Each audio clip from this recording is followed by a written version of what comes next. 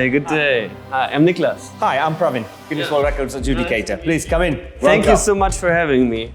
No, absolutely delighted. I'm excited. So we already pulled an A380 and now we want to move the London Eye with a cordless drill driver. So Wow. what exactly do we have to prove? So you have to prove a controlled and a measurable movement of the London Eye. So the distance moved is the rotational distance of the outer rim. It has to move a minimum of 50 centimeters. If any movement is caused by anything other than the cordless power drill, it will be disqualified. If the measurement is unclear, if there's wind, there's imbalance, then it will be disqualified. The original hydraulic drive system is about 1,000 times more powerful than our drill. So does that make this impossible? Record breaking is never easy.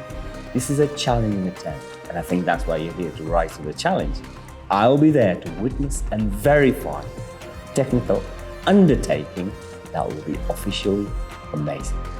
So if we move it safely, cleanly, with all evidence in place, then you have a valid Guinness World Records attempt. So, thanks a lot. I'm very excited. I'm sure this will be a great attempt.